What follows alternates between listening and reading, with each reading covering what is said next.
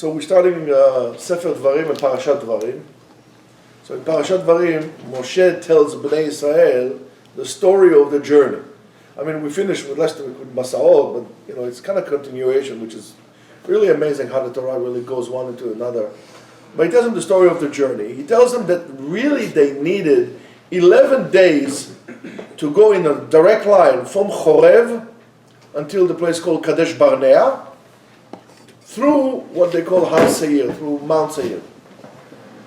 But HaKadosh Baruch Hu took Bnei Israel from Chorev to Kadesh Barnea through the desert, which is longer, but they did it in 3 days. And when Bnei Israel were chonim, when they settled down, a cloud went over their heads, and the cloud told them basically, Ananei HaKavod told them basically where to go.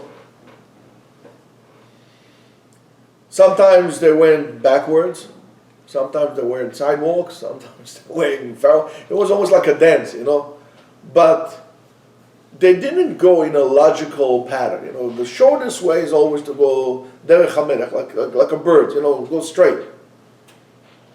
But how did they say it in Alaska? Straight.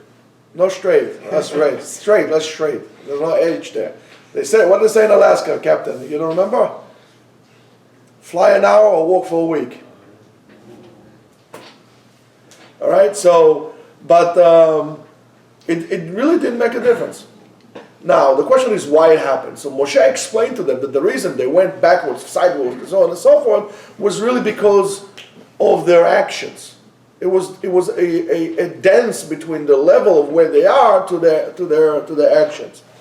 So Moshe comes to Bnei Israel and he says to them, it's a tremendous thing, that something that really needed to happen over a period of 11 days only took 3 days, but most of the journey should not have taken 40 years. From that point on, it should not have taken them 40 years. And in any way, it did last for 40 years. Listen, I was in Sinai. And I was in places that, according to Masorah, that's where Bnei Israel were. They went to Neviot, they went to Tizahav, they went all over. The desert is beautiful. Sinai is beautiful. That's why I learned to love the desert. I got to tell you, it doesn't take 40 years to go. But it still took them 40 years. So start maybe following what I'm trying to tell you. Something that should take you 11 days took you 3 days, and something that should have taken you maybe, 11 days took you 40 years. You pay attention especially. Now,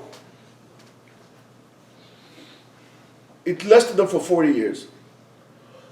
But at the end, they entered Eretz Israel. They should have entered earlier, but they entered at the end. There was nothing. The goal was, and that's what's going to happen, you're going to enter Eretz Israel. You're going to enter the Promised Land. You're going to enter the Promised Land.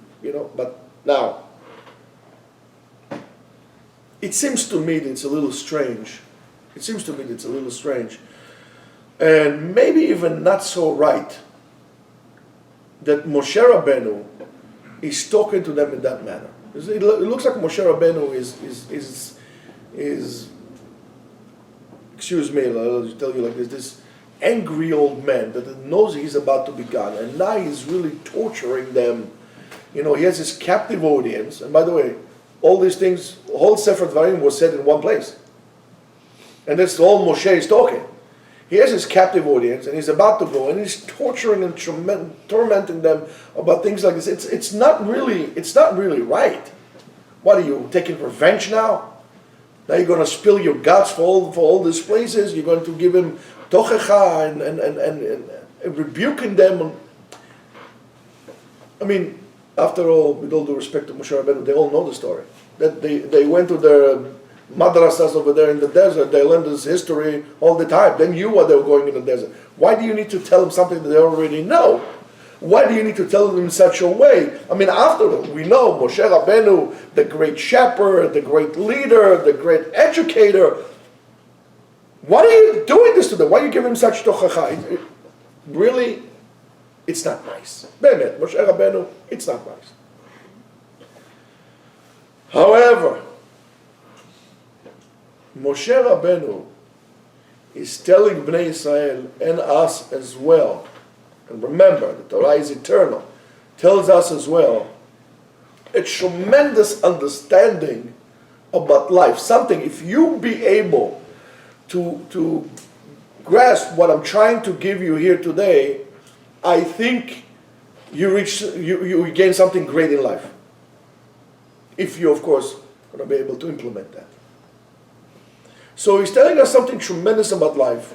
And we know when a person does something negative, davar shlili, when he does an act of darkness, he does an act of selfishness, of an act that is only for me, self-centered action, darkness will come to his life.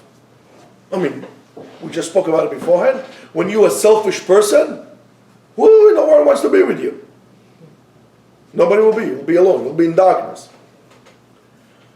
But we don't understand. And we don't understand this, and we need to start understanding that there is a worse result to our actions than just pure darkness, that are actions that are done from a selfish point of view. Darkness is not the bottom of the pit. There's worse than that. And I don't know if you remember, I told you this many, many times before, that every day, or almost every actions, there are two ways you can go about. So every day there are two doors that you enter. When you get up in the morning, every day is a new day. Every day you get out of bed, or hopefully if you get out of bed, there are two doors. There are two doors. And it depends on you which door you're going to pick.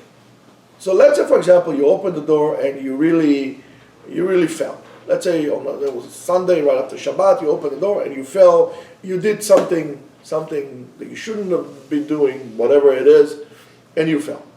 As a result of that, on the second day, right, where you were supposed to get a certain amount of light or a certain amount of spiritual growth that would lead you to the next stage, and so on and so forth. However, because you fell on the first day, now HaKadosh Baruch Hu have to, in parentheses, for lack of better words, erase everything that should have happened from Sunday to next Shabbat, right? And he has to kind of rewrite what needs to be done from this point on. It's very important. And now instead of growing, you need to fix whatever damage was done for the next 5 days, whatever you messed up on your first day. So therefore, even if the person uses the next 5 days, right, in the best possible way, after he failed on Sunday, he's not going to go forward. He's going to come back to the place that he was on Sunday. Do you understand what I'm saying? Sunday was his due date. From this point on, that's the new journey of your life. He went this way. So now, let's say you fix this and you grew and you work hard and you did tshuva and whatever it is that you do, but it's not where you should have been on Monday. You have to go back on the day that you were on Sunday and start from there again. You understand, Michael? Yes. For example, let's say you weigh, 180 pounds, right?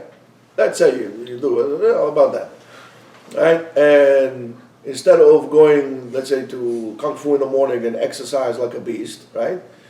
You decided not to, and then you go for lunch and you eat, how do you call those things? Dinosaur ribs now? Dino ribs. Dinorim. It's like, who in the world can, I mean, Adam Kadmon, we like, what's his name, how do you call this guy, Neanderthals, I mean, we're eating dinosaurs. It's like huge thing, who in the world can eat this? That's tomahawk. Tomahawk. It's ginormous. How many pounds? Like 5 pounds. It's expensive. It's not, forget about expensive, it's 5 pounds. So now you ate 5 pounds of meat. Now how much do you weigh? 185. So you know how long did it take you to eat that? I don't know, 2 minutes? You are a roaring tiger, right? But let's say it took you 2 hours to eat it, right? Or whatever it is, I don't know, well, I can eat 5 pounds of meat. Let's say you ate this. You know how long it would take you to lose those 5 pounds? So all your exercise you're going to do, you're never going to be back in 180. Take this analogy like this.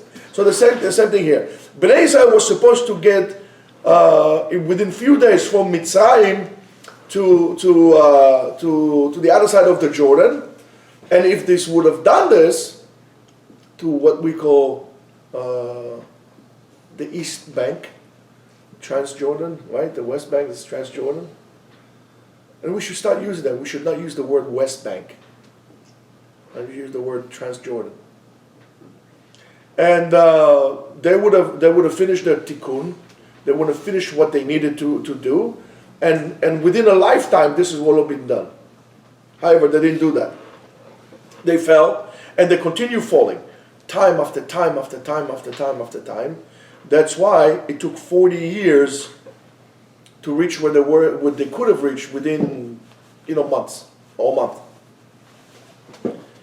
And we have to understand that this is not just the journeys that is saying here. It's not necessarily just physical destination, but also milestones for spiritual growth, or spiritual places that we should be as well, that we can reach within days or months and so on and so forth. But what happened to Bnei Israel? They died in the Midbar. They died in the Midbar because they didn't finish the goal in which they came to this world to do, which the 40 years that they were in the deserts, they basically burnt daylight, as the cowboys say. They wasted time. They wasted time in which they were supposed to use for spiritual work, for spiritual growth, to development and so on and so forth, as much as we do all the time. Instead of elevating ourselves b'tzura ruchanit in a spiritual matter, right? They chase after their golden calf, and we are chasing after our golden calf. When was the last time you heard somebody saying, I really want to reach a madrega of avodat Hashem, or to be like a gadol. I want to reach some kind of a gadlut in the Torah, or I want a deep understanding. I really want somebody. What do you want to be? I really want to be like a big guy, big shot. Cars. Bentley SUVs, right? This is our golden calf. But don't think that you're going to get away with it. Remember, everybody needs to enter Eretz Israel. Everybody reaches their destination. The job needs to be done. Now, if that will take you 5 lifetimes, you're going to come 5 lifetimes and do it. The job needs to be done. So don't waste your time. And this is a tremendous understanding when we are falling and we are doing actions of only wanting to receive, not to give. When we do actions of ego and so on and so forth, and we are burning time that was giving us, this time was giving us to do the proper tikkun, whether it's tikkun for ourselves or tikkun to the place that we at. That's why Jews dispersed all over the world to be able to come to places and to make the brachot, and to be metaken the brachot, the place that was there, because there's a certain nitzotz, there's a certain spark that should have been fixed in this place by making the bracha rishona, by processing the physical element, for example, of food. As I'm eating a banana. What's a banana? It's physical. But I'm making a bracha, I'm elevating it, I'm eating it, it becomes a part of me. I'm using that energy, the potassium or whatever is inside of it, to my health. I'm learning Torah, I'm elevating it, I'm making bracha achrona. I did the tikkun, not only of the chomer, of the banana, but also the place that I'm at. Because that banana And you have to understand, there is order. That banana needed to be eaten here, and it needs to be eaten now. And if you don't do it, you're creating a greater chaos in the world than there's already is. And we need to understand that that's a responsibility that we all have to develop. And this is time that we need to go up higher, a higher level, a higher level, a higher level. And if you don't do that, I don't like Gilgulim, but we're talking today according to Kabbalah. That's why you have to come to a Gilgul. You have to come to reincarnate again, to come again to this world to finish what you haven't done. To elevate yourself to a place that you should have been, and from this point on to move further up. You don't do it, it will be done. There's no such thing. It will be done. You can't say, I quit. What do you mean you quit? Where are you quitting to? You're going to say, God, I quit. Am I going to shoot yourself? Not a problem. I'm going to bring you back again here. I think there was a movie like this. Somebody once told me. I don't know the name of the movie. Where are my glasses? Hold on. Maybe I'll remember with my glasses. Now I remember. No. There was a movie like this that somebody was telling me. I think it was with what's his name? The guy, pilot. What's his name?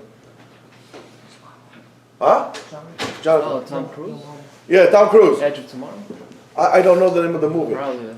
It's like something that always have to happen. He did something. I don't know, some kind of a training. He didn't do it. Had to come back again. He didn't do it. Had to come back again. He didn't do it. Had to come back again. What? Yeah. The Edge of Tomorrow? Yeah, I think so. Yeah, it was restart constantly. Whatever, something like that. Well, that is you don't need to watch a movie. You just need to get the idea behind it. That's a tremendous idea. That's exactly what we are talking about now. That's exactly what we are talking about now. You don't do it, it will get done. You don't do it, it will get done. You're gonna come here, you're gonna do it. You're gonna come here, you're gonna do it. Now, so that is a tremendous thing. Now, of course, it could happen also the other way. A person can finish job that will take him, let's say, I don't know, how long, what's the average life expectancy in America today? 80 years, huh? 75 for many. 75, 80 years, whatever it is, right? You can finish your tikkun of a lifetime within days, minutes, zero. The Gemara tells us. A person did a certain act or tremendous selflessness, or tremendous act of tshuva, or tremendous act of tshuva me'ahava, from love, or tremendous act of giving to the other, mishum ahavat Israel, and he did the tikkun within seconds. And then they say, oh, mezuman lechaya olam haba. Mezuman lechaya olam haba means, okay, it's not, okay, right, now you're going to die. It doesn't mean that. Mezuman lechaya olam haba means you finish, you have an invitation to come to the next world because you finished your job. You did what you need to do. That also could be done like that. And there's a tremendous level of doing, of action, and understanding that death is not really a punishment. And we know that death is a kapara. And I think our anxiety from death is many reasons, but one of the reasons is that we know that we didn't finish the job, and now we have to give a report to the boss why we haven't done the job. We develop anxiety from that. So, in other words, not only you can stretch, you see, time is moldable. So you could stretch time, and you could shrink time. Something that should have taken you, let's not get philosophical with this, but I love the idea. But something that should have taken you, let's say, I don't know, 11 days, right? It took you 40 years. And something that could take you 40 years can take you 2 seconds. You're changing the boundary. You're still walking the walk. The same thing like Eliezer. What do you mean kfitzat hazman? When Eliezer had, kfitzat haderech. What do you mean Eliezer, was like a grasshopper, was hopping? No, but time shrunk for him. He was in a journey. He was completely immersed in the journey of doing the mitzvah that his boss told him, Abraham told him, with complete dedication. He was eager to do the mitzvah. Whatever should have taken him, I don't know, what should have taken him? How long does it take to go from Israel to Turkey? I don't know, to walk, I don't know, maybe 3 weeks, right? Every day he walks with his camel. It took him like what, a day? Time shrunk for him. It's like quantum physics. So it took him, he went the distance, but in a very short limited time. It's fascinating. I'm telling you, Torah is I love it. It's the best. Everything is inside of it. But you also is how to live your life. And we need to remember that. In other words, when we have, next time that we have a chance to do something or something to give, or I'm sorry, if you have a machshava, just the other way around, if you have a machshava to do something selfish, something that is full of ego, something that will hurt your neshama, or something that will hurt somebody else's neshama, just stop 1 second. Stop 1 second. Stop 1 second and understand that this action not only is going to bring more negativity into your life, not only that is going to bring darkness into your life, you're entering a hole in your life that is going to take away time of your life that you were supposed to use in a productive manner. In other words, how deep is the rabbit hole? You're falling into a black hole. That time should have done something for you to growth, and you're using it for destruction. And you need to remember that. So, are you guys okay? You want to continue because it's a little long. Right? You good? You good to go? All right. So, how are we going to get to the end of the tikkun, right? And the answer is, what do you mean? We're all going to reach the end at the end. The question is, how long is it going to take us? Are we going to be able to stretch time, or are we able to press time? Shorten it or lengthen it? In other words, are we going to keep on going to the same thing to the point it's going to seem endless? It never ends. Or are we going to do what we need to do and then finish it? For example, if you're in boot camp and your staff sergeant or drill sergeant, whatever, tells you, got 30 seconds, let's say, to run from here to the middle of the block. Well, if you're going and back, if you're going to do it, give it all you got, and you're going to do it. You're going to do it. It's not going to make you run again. I just did it. And why are you going to tell me to do it again? You won't do it. But if you're going to slack because you don't believe you can do it, and you did it in 40 seconds, it's going to make you run again. I'll tell you one thing, it's going to make me run again, I'm going to get more tired. I don't care, you're going to do it again. It's not a matter of your lack of ability, it's a matter of your attitude, because if you give it all you got, you're going to do it in 28 seconds. That's the way it works. It's an attitude, it's not a matter of an ability. Because in terms of physical ability, you are capable of doing about 60%, 70% more than what you're doing now. In terms of your mental capacity, you're able to do about 90% more of what you're doing now, if not 190% more, to some of you. It's your attitude that is the biggest obstacle. Your attitude. And that includes the mitzvot and some. There's no such thing as a person. We call it all mitzvot, the burden of mitzvot. I have a problem with this. By saying all mitzvot, it's a burden, it's a kaved. It's the wrong attitude. We should call it like, I don't know, the light of the mitzvot. He's willing to accept himself the light of the mitzvot, not the burden of mitzvot. It's not a burden. If I'm going to tell you, here, there's a bag here weighs 50 pounds. Put it on your shoulder, run to 188, and then come back. And listen, Rabbi, I can't. I have a herniated disc. I have a swollen prostate. My ear has water in it. I have my back, scoliosis. I have all excuses in the world. I'll tell you, listen, buddy. If 50 pounds in this bag, you run to 188 and back. The whole thing of the bag is yours. It's pure gold. Who's not running? You're going to tell me, listen, I can take two. It's your attitude. It's your attitude is your biggest obstacle. Not your talents, not what your parents gave you. It's your attitude. And that's your choice. The attitude is your choice. That's why I keep telling you, each and every one of you could be a gadol, a giant of Torah, each and every one of you. If you haven't become one, it's because you didn't want to, not because you couldn't. You didn't want to. And I honestly believe that. You had your golden calf that you want to dance to. And when we take this and we understand that every single day of our lives and every choice that we make in our lives, we take away minutes, hours, days, weeks, months, years, and that gives us a totally different perspective about lives and about the choices that we make. Since you were born, you're in a process of dying. You were born with an X amount of days given. If you're going to sit down and you make a cheshbon from where you are holding now in terms of your years until the average years life expectancy, and then add another 10% on top of that if you're lucky, you don't have so many hours and so many minutes. If you go translate your minutes into pennies and your hours into dollars, you don't have that much. You don't have that much.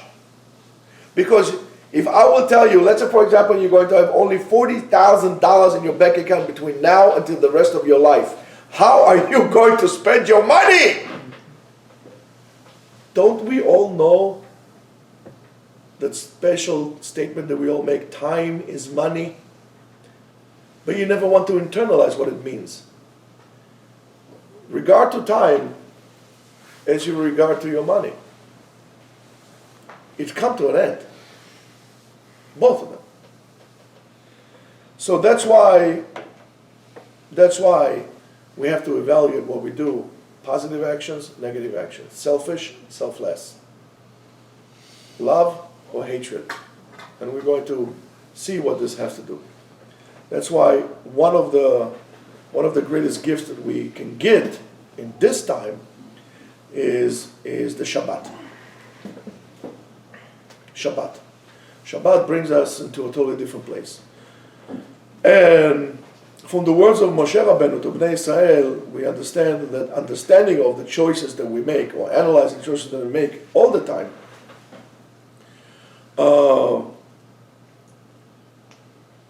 we should not look at the choices that we make as negative or positive only, or things that bring light or bring darkness to our lives.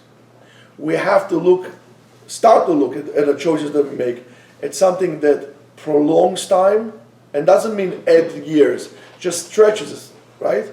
Or makes time shorter. Some of you guys are younger, so maybe you could relate to it.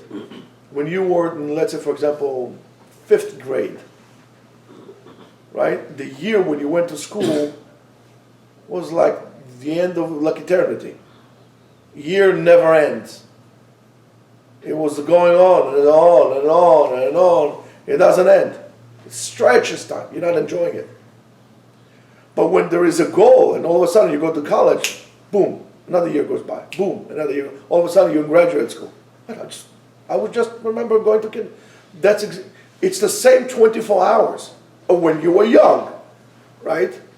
And without the relative aspect of it, when you were young, a year was long. For me now, a year is about a month. Time is very limited, short. There's no time. So the choices that we make either stretch, and by stretching time makes it more of a nuisance, or shorten time. You don't have enough time to do what you really want to do. And it doesn't make a difference where you are right now in your process in life. You could continue, or you could fulfill the goal of your journey by fixing your attitude, by not making a mistake in which they're going to cause us more of burning of precious time, and takes us away from our life, but rather add meaning and gives more spice to our lives. There is a Hasidic, where's Rebs? Hey, Rebs. There's a Hasidic teaching that says that Gehenna, hell, is not pools of burning sulfites and little scary devils, like torturing you and tormenting you and so on and so forth. Hell, in its most painful form, is a reflection of everything that we did in our lives versus everything we could have done and become in our lives. To show you where you are, where you became, and what you could have become. And that's pretty darn scary, I gotta tell you that. It's unbelievable. The greatest suffering is when we see that the results of our lack of awareness and the results of our stubbornness, our rebellion against HaKadosh Baruch Hu, the results of decisions that we made out of selfishness and ego, and the tremendous pain that we're going to feel once we're going to understand. However, that's going to be too late. You can't fix it then. It's too late. Kol zman sha'or dolek, אפשר לתקן. As long as there is light, you can fix it. The light is off, it's gone, it's finished. Movie is over. The Ari already told us that the whole reason of Gehenna is really to cause us a spiritual cleansiness, and that suffering cleans us the klipa, the husk of lack of awareness in the physical world, and prepares our neshama to another round that hopefully will be more successful than this round. The Mekubalim teach us that one of the greatest gifts is Dafka this Shabbat, which is called Shabbat. I thought Shabbat Shalom. No? Shabbat Chazon, that's right. And the Shabbat Chazon, our neshama could, whether we're aware of it or we're not aware of it, to reach a state that we could see the perfect I, the perfect self. We get a tremendous gift of being able to see how you would look perfect, to see the world perfect. And by this vision, by Chazon is really vision, we could get the appropriate, call it energy or light or understanding to really push ourselves and propel ourselves towards Rosh Hashanah so we could be able to stand in front of God on Rosh Hashanah. Got to think about this. And hopefully make the tikkun that would give us the proper time that we need to do. And this is the Shabbat Chazon. Now you should know that Parashat Devarim usually, if not always, is always read before on the Shabbat before Tisha B'Av, which is the most difficult judgment day of the year. It's Din Kashed Yom Tov. That's why we don't do the things. Oh, sorry, Yom Tov. You say Yom Tov. Arosh sheli choshev tov, ani choshev, good things.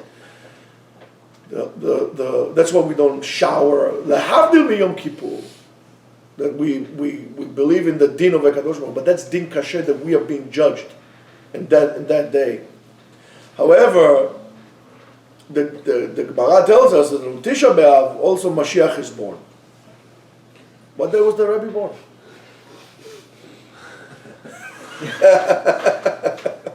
Okay, so of course it's a contradiction, not about but the contradiction, right? So the answer is not necessarily. It's not necessarily a contradiction. A great light, even the sun, is also darkness for a person who cannot see.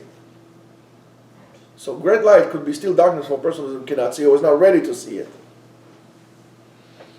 For example, electricity could light your house, can do many great and wonderful things. However, electricity can also kill you. If you put your hand into the socket, it could kill you.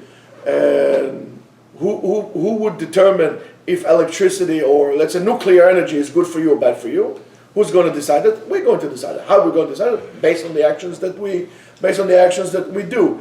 However, if we're going to prepare ourselves to treat other people with rachamim, with mercy, with patience, with love towards all people, not only Jews, all people, that parasha can help us to really receive the light of Mashiach, the light of the redemption on the day of Tisha B'Av. That's why we also fast, and that's why you could also, we call it, we don't say Tachanun because it's like a Yom Tov, because it has this aspect to it, and by this we can clean our lives from any kind of confusion or any kind of problem that we're going to have.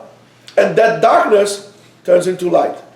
And that Shabbat is called Shabbat Chazon because we read the Haftarah of Chazon Yeshayahu ben Amos. Right, Yeshaya, the great prophet, that really prophesies on the destruction of Jerusalem.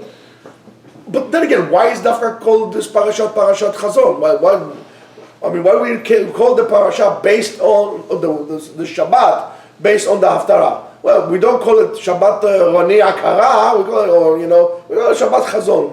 What's the inyan with that? What's so special about the words of Yeshayahu? That he gives him Tochecha.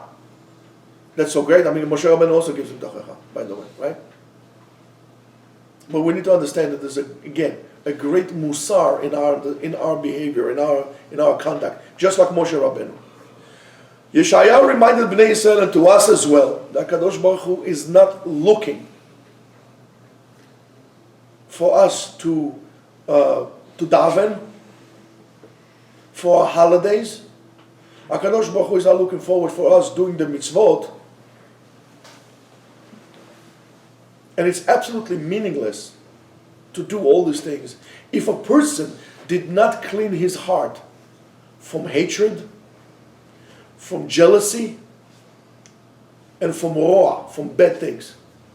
You think HaKadosh Baruch Hu wants your tefillin that you put on, I attach myself to HaKadosh Baruch Hu if you cannot attach yourself to your brother?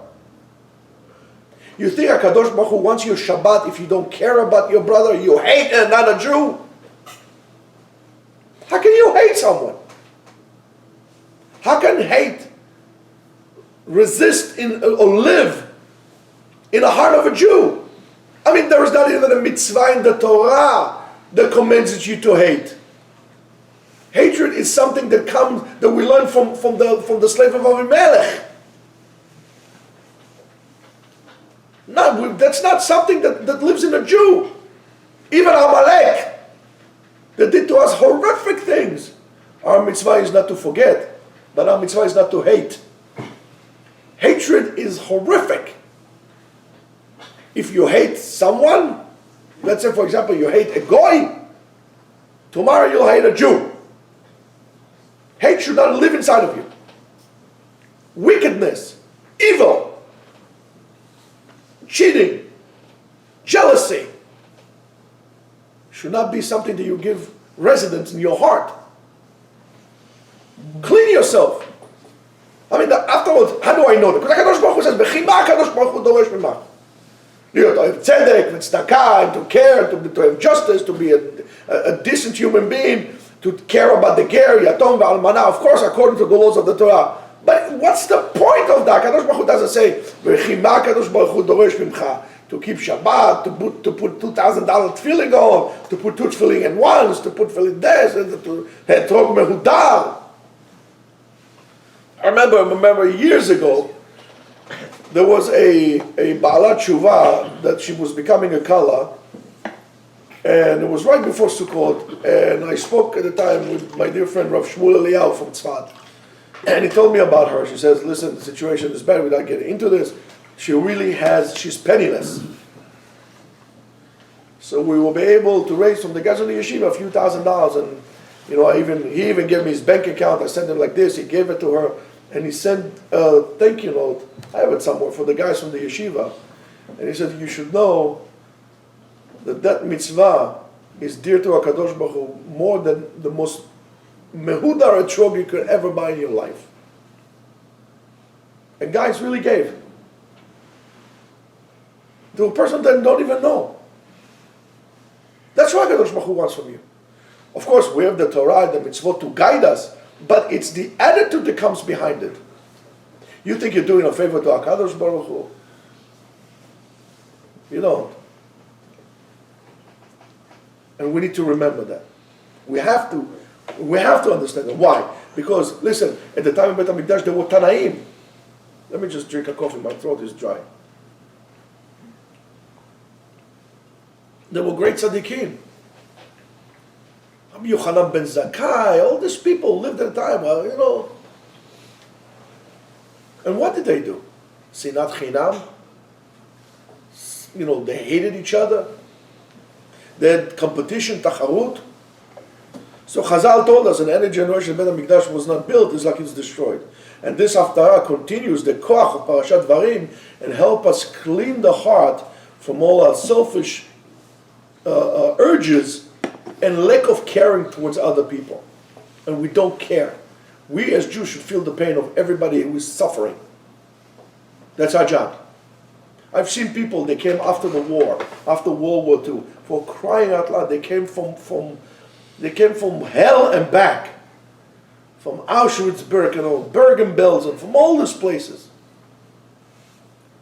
And yet, those people always gave. They always cared. And that's a true Jew. Unfortunately, those people died already. And at least I was zocher to see how a Jew really acts. Regardless of what was done to him, they felt the pain of anyone.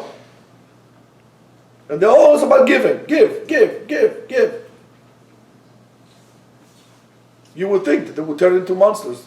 They won't. They said, well, we don't do that. We care. Now, this parasha also appears, we're almost at the end, guys. Don't fall asleep. Don't be depressed, by the way. It's good. You should be happy. This parasha also appears in hiding in the Zohar.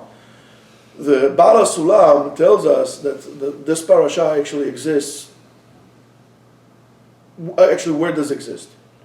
And he says it's at the end of Parashat Balak in the Zohar, between Chavtet and Kuf Lamed Bet, and what we call Ma'amar Yenuka, the statement of the minor, of the child. A child is in a state of katnut mochen. He cannot think big. He cannot, elaborate and so on and so forth. In other words, there's no gilui or, there's no revelation of light as it should be by an adult. An adult, he understands. He's bagur, mevugar, he's understanding. But the Yanuka is the son of Rav Himnuna Saba. As a child, he knew already the secrets of Kabbalah. Now, the number of the psukim in the parasha is 105, and the gematria is Malkiya, Mem, Lamed, Chaf, Yud, Hey.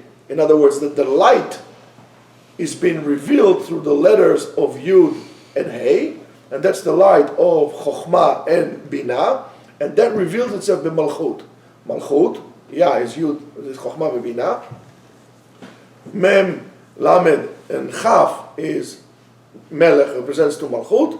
And then it comes like this. So in other words, the physical reality that we are at, Malchut, right? The physical reality that we are at is the reality that needs the most tikkun.